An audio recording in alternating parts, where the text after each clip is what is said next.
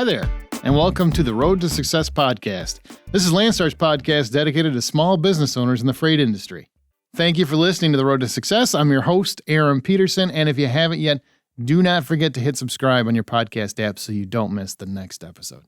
On this episode of the Road to Success, we wanted to spotlight our LCAPP program, a section of Landstar that our owner-operators benefit greatly from in the form of discounts on tires, fuel, hotels, parts and services, wireless providers, and a lot more.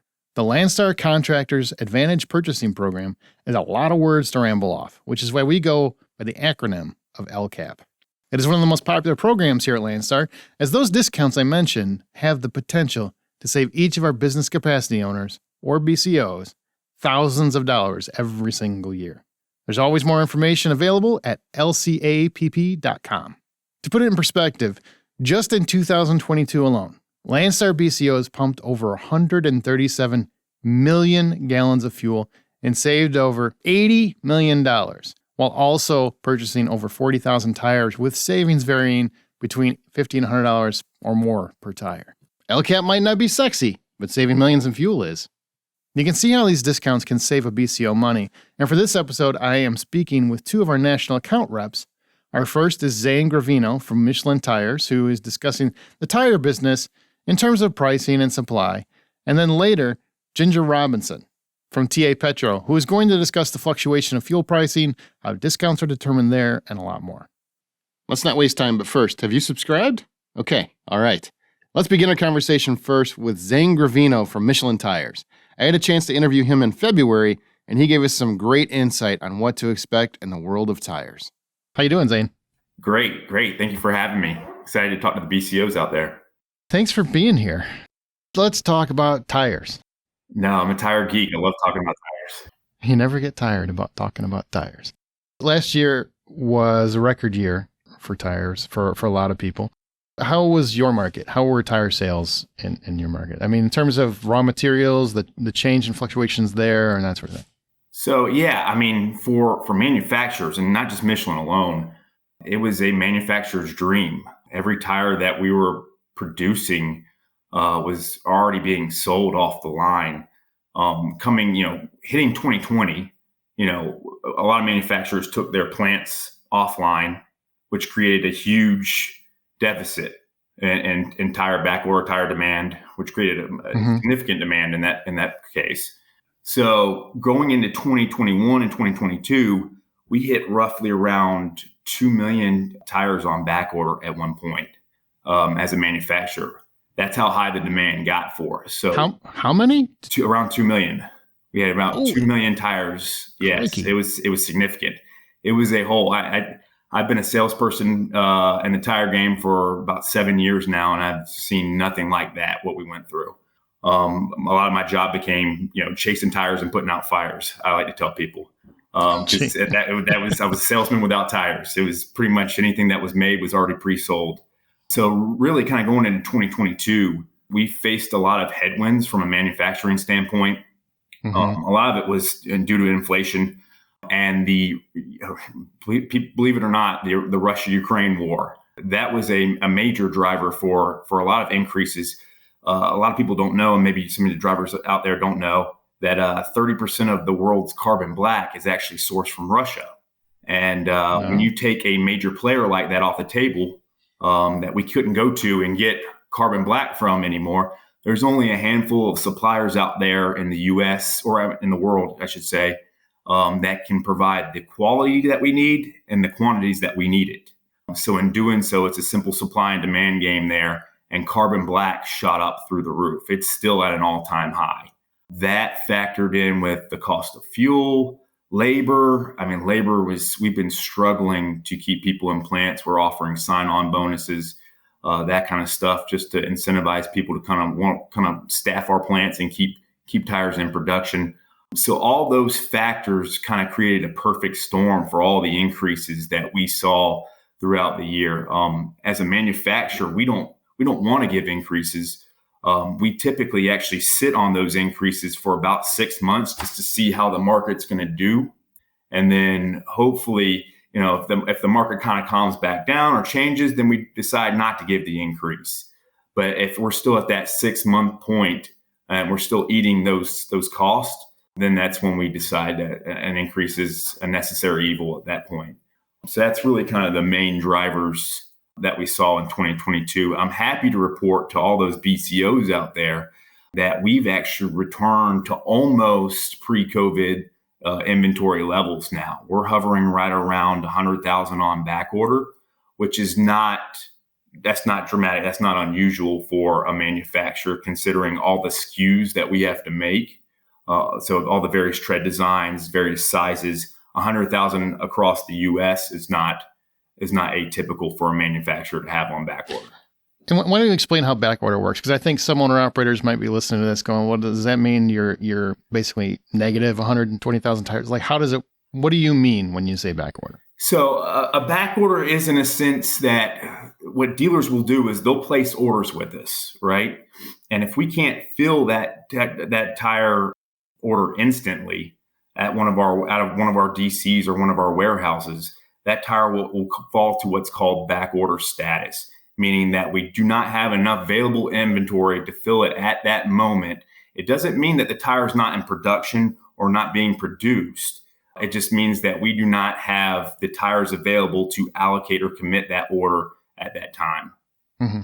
And basically what you're saying is that as soon as they become available, they get shipped out and fulfill that back order. Yes, that's exactly it. So once they hit the DC, they come off the plant, they're inspected at the line. If they meet all the codes and specifications that we've dictated and are ready to go out, because every tire is inspected that comes off the line and evaluated to make sure that it's good for consumer use. Safety is utmost important to us, so we want to make sure that the Michelin product that everyone's used to getting, that they get. There's that quality check there. But once it passes that, then it goes to our DC and then can be distributed out to our dealers that the Landstar's BCOs deal with over the road. Now, when you're determining pricing, like you talked about, your materials go into that factor. Mm-hmm. How do you determine the discount pricing for like our guys? So as far as national account pricing, so like through the BCO, I mean, it's really all driven off of volume. It's buying power like anything else. The more the BCOs purchase, obviously, the better the pricing gets. Mm-hmm. And that's essentially, so if you had, unfortunately, I hate to say it, but John Smith with one truck is not going to get the deal that a Landstar BCO with 10,000 drivers that has 10,000, that has the ability to buy for 10,000 drivers. They would just not get the same deal or the same discount. So it's heavily discounted through the BCO program because of the buying power that the BCOs have. And I want to thank you guys because you save our owner operators thousands of dollars off thousands of tires every year. So they constantly tell us how much they appreciate that, and I definitely want to extend that appreciation too. Yeah. Oh no. Likewise, it's coming from my side too. We thank all of them for the business and the opportunity to run on their tractors. I mean, it's truly an honor. 2022 is over. We're into 23. We're significantly in. I mean, we're nearing the end of the first quarter here. So where do you see things? I mean, obviously you're not a fortune teller. I understand you don't know, things fluctuate, things change, but where do you see the business tire wise going this year? Do you see prices fluctuating more? Do you see obviously supply increasing more? Where do you guys have a forecast in that respect? So great question. And we do. I'm actually going to have to do my job this year, Aaron. I'm going to have to actually go out and that's sell good. Tires. That's the last 3 years as a salesperson, I haven't really had to do too much selling. The product's going to sell themselves because if it was available, you just took it. So from that standpoint, we're going to be flush with inventory. So there's going to be opportunities out there to grow with customers and have the ability to earn some wheel positions and some market share there. As you know, again, I'm not a crystal ball, but I don't foresee. So over the last 3 months, we've actually seen raw materials start to come down. So with that being said, I don't anticipate any additional increases later this year, and we've expect to hit more or less a recession from that standpoint. So as far as inventory, we'll have that, but as far as as far as pricing and increases, I don't foresee anything of that nature, happening down the road anytime soon. That's always good news. Yeah. Anything that doesn't increase is always good news. Yeah. That's all I had to say. Is there anything more about tires or anything you want to say to owner-operators who are thinking about getting a Michelin tire? Anything you want to tell them while they're out there shopping? Yeah. I mean, if you have any questions, obviously, reach out to your LCAPP coordinator, get in touch with me. I'm happy to help and be a resource to all the BCOs out there that are interested in Michelin tires, have questions. Contact the LCAPP coordinators, get in touch with me. I'm happy to help. From that standpoint, I mean, my biggest thing I would say to anyone out there, tires are an investment.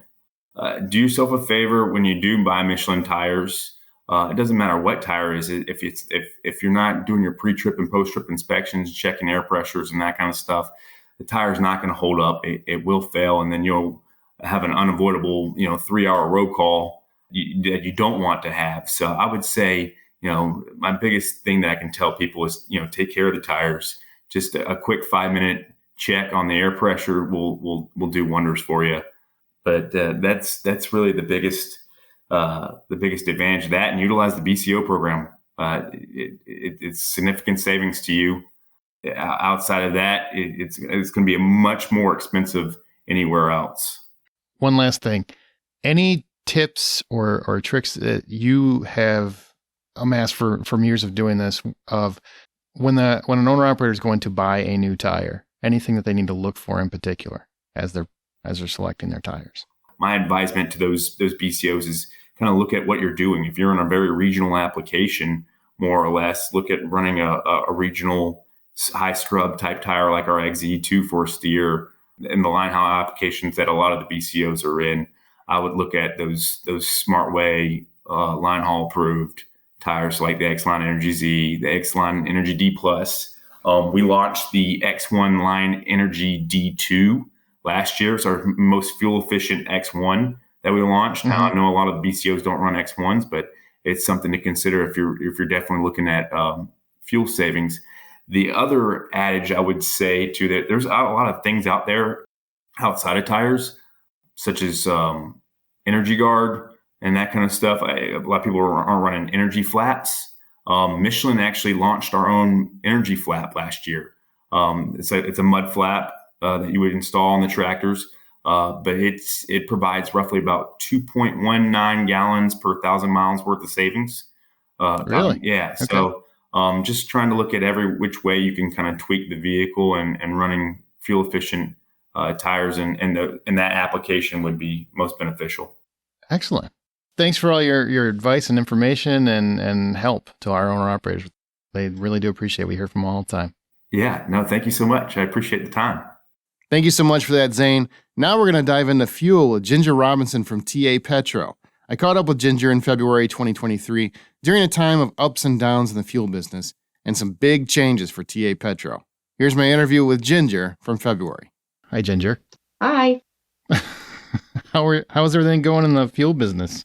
It's actually, as we all know, it can change on the daily, but overall, I think it's trying to level out as much as possible. But we take it day by day and monitor it and see the best prices that we can offer to the BCOs. So we definitely appreciate that, and we're kind of going to get into that. First off, can you give owner operators kind of a little idea of? Can you speak to how fuel prices are determined? I feel like there's so much fluctuation in that conversation that everybody thinks it's determined at this level. Like, what determines the market? Everybody goes by the OPIS average. And the OPIS average is, just a posting of prices by rack. So that we take the average price, and from that average price, then we determine our prices. There's the difference between the OPIS average that you don't see posted. What you typically see posted is the retail price. Some deals are what we call better of deals, which means that you have the opportunity to get both discounts, depending on which one that is better served for you, the customer. Some customers just provide a discount of either or, which means you get a discount off of retail, or you get a discount off of you hear the terminology cost plus or cost minus, which is an index pricing, which is the OPIS average. So basically they're taking that OPIS average, the index, and they're going up or down from that, saying this OPIS average is plus that or minus this. And that's where the cost minus or cost plus terminology comes from. So when you're talking cost minus or cost plus, you're talking an OPIS average cost, not the retail cost that you see posted up on a board, for example. Okay. So let's dive into cost plus, cost minus, because that is the question I get asked a lot in regards to the LCAPP department. When you're speaking, and you just want to speak in layman's terms, how would you explain to an owner-operator, here's how your cost plus price is determined? I know that can be a difficult thing to understand. Trust me. It can. It's terminal. Like I said, the OPIS average is what we go off of. So it's a price that, a consumer such as us as gasoline or diesel, we, pay a certain price at rack. And that price is determined by, multiple things in that area, because it can be different. I would say that the cost is exactly what you're talking about. Cost of it is for us, the person that's supplying the diesel, and we take that cost and we make the price for you, the BCOs, based on that cost to us. And that's determined based on whatever it is. If it's plus 4 cents, like for example, that means your cost plus 4 cents. That's all that means. That's all that means. Okay. Because for whatever reason, and I understand it gets very confusing for people. What does that mean? What cost specifically? But that's it. So that it's really minimizing your profit, but also maximizing their discounts. That's correct. You couldn't have said it any more perfectly. I do it a lot.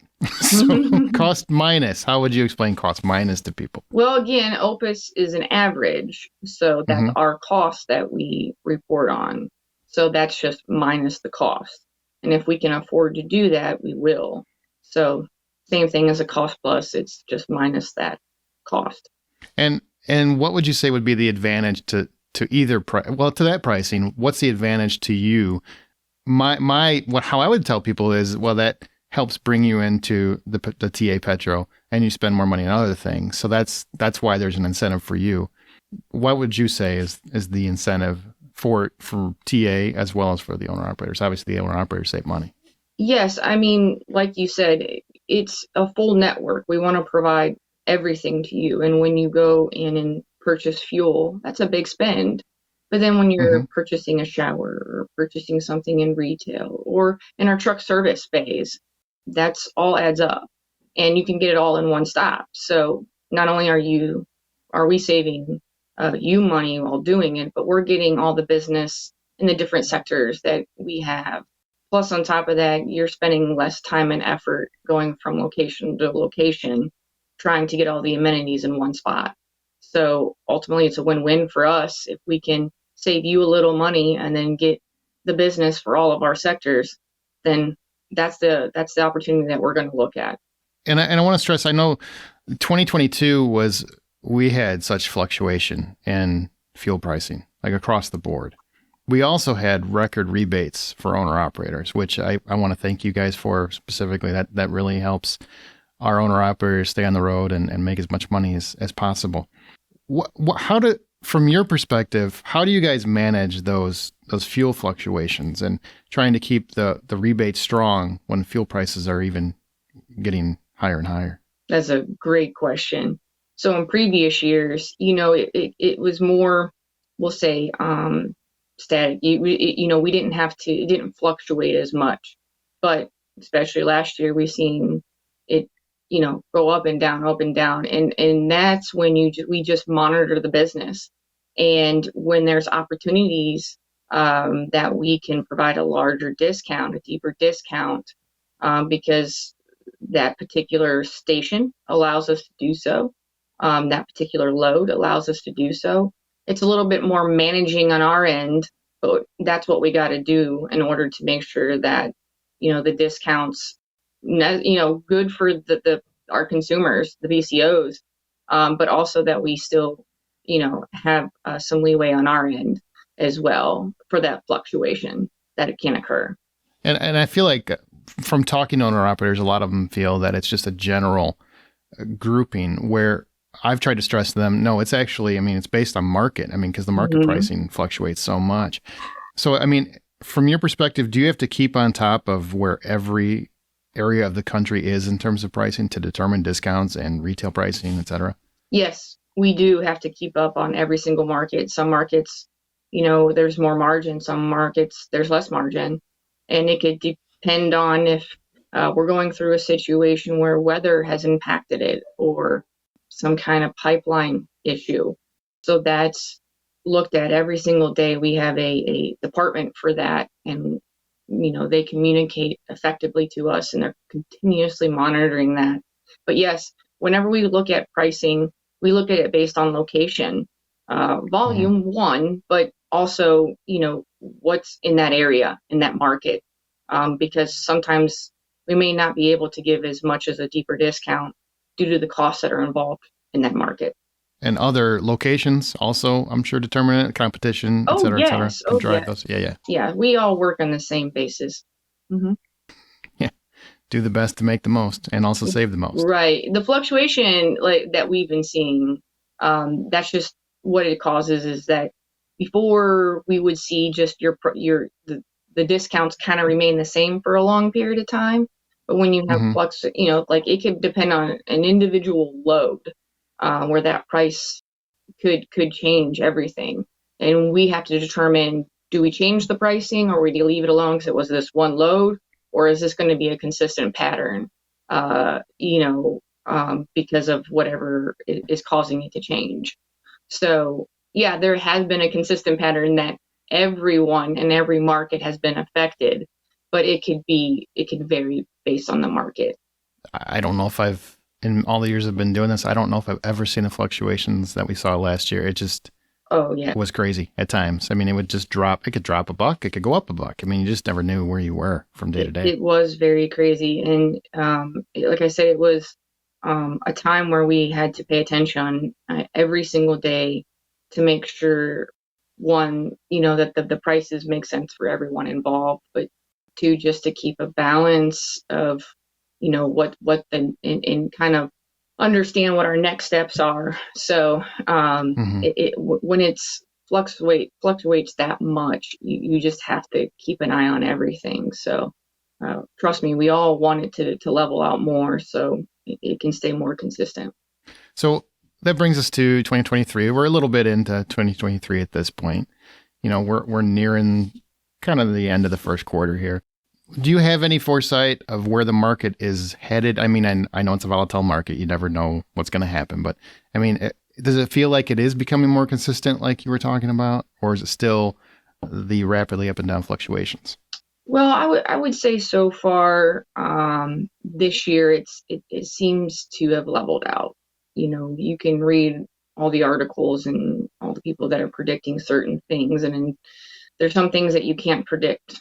So when that happens, you just have to adjust. And I think we're just all on our toes to make sure that if there is a fluctuation in the pricing and something happens within the market, that we're ready and prepared.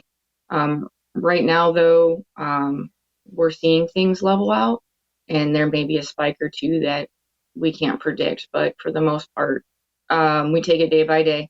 And like I said, right now, we're thinking it's leveling out. I will always advertise the fuel discounts. You guys do a wonderful job saving our owner operators millions every year. I mean, it's fantastic. But there's also other offerings that TA Petro offers. So I'm giving you a free chance to plug away. What would you say? Come into our centers and here's what benefits are there for you. Yes, fuel discounts is what everybody's aware of, but we also offer truck service discounts as well. I know we have certain oil change PM codes that we offer, but then also, we have a shop ID in our system that's labeled Landstar owner operators. And on that, there's several discounts like on parts and other labor and things like that the drivers and BCO should be aware of, because it can offer quite a bit of discounts off of parts and labor. Excellent. Well, I think is there anything else you wanted to talk about? You want to talk about more in fuel? I just from what I'm seeing is we're doing pretty good this year. The BCOs on average, what I had seen is they're saving about 77 cents so far this year. So that's good news. That's better awesome. than we're doing record-breaking numbers here with Landstar BCOs. So, and we'll continue to monitor that and make sure that we can do our best there. But other than that, just keep on the lookout. We have a lot of new locations opening up and amenities and things that are going to be offered to BCOs in those pockets that we've always discussed that are needed. And then, of course, as I know that everybody's probably been seeing on the wire, BP is in acquisition mode, and TA is one of those companies. So it's great news for us. We're going through the acquisition process right now with BP. It's going to take some time for that to come through, but we're all excited. It's a great adventure. BP is an amazing company, 110 years, been in the business, and over 60,000 employees, and they're one of the leading in their markets. So we're excited. This is only going to bring more benefits to those BCOs when we have the resources and networking to provide, additional possibilities for TA Petro. More savings, more stuff. More savings, more stuff. Yes. All right. Well, thank you. Thank you for doing this, and I appreciate it. No problem. Thank you for having me. Thank you, Ginger. That was great information, and we truly appreciate both reps taking the time to talk to us. I hope that was insightful information for all of you listening as well. And our podcast question for this particular episode, we had a two-parter, or an and/or. What is the most useful or valuable item on LCAPP to you as a Landstar BCO? And do you know how much you've saved? Well, first up, we did have a Landstar BCO who requested to remain anonymous, which is totally fine. I know LCAPP is good. They help you get tires, and every little bit helps out there. I didn't know how much fuel costs until about 2 years ago when I had to start paying attention to it. Absolutely. Totally understand that response. And once you start paying attention to those dollars and you see how much you can save through LCAPP fuel discounts, you really start paying attention fast, I guarantee it. Also, we have a response from Terry Redding, Landstar BCO, who answers both questions. Take a listen. Yes, this is BCO Terry Redding. First question, what is the most valuable or useful item on LCAPP? I would have to say the fuel savings is most frequently utilized by myself. I have used the tire purchases in the past, and it saved me quite a bit, but they're considerable fuel savings.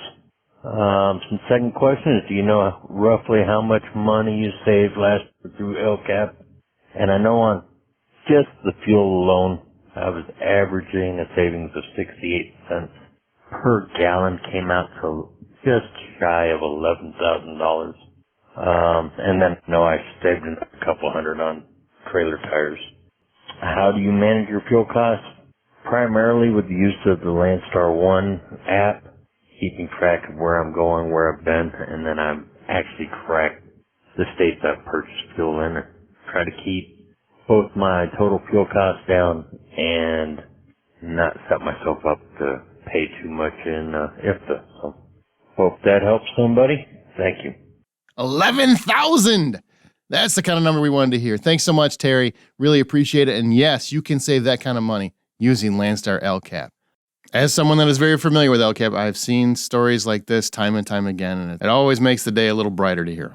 Once again, please follow us on social media and search for #RoadToSuccess for our next question. Answer on Facebook, LinkedIn, Twitter, wherever you do your social media. Or you can leave us a voicemail at 800-577-5227, 800-577-5227, or even just email us, roadtosuccess@landstar.com. That's roadtosuccess@landstar.com, and we may read your answer on an upcoming episode. Thank you for listening to The Road to Success, and be sure to keep reading our Road to Success magazine. More episodes of this podcast will be coming your way soon, so be sure, once again, you hit subscribe so you're the first to get the very next episode, as well as find Landstar's social media pages and share this episode with your friends. Tell them all, and always use the hashtag Road to Success. And tell us where in the country you're listening from. Also, if you have an interesting story to share, let us know. roadtosuccess@landstar.com. That's going to do it for this episode. Again, thanks everybody for listening. And no matter what end of the trucking business you fall into, Always remember to stay safe, stay successful. Take care.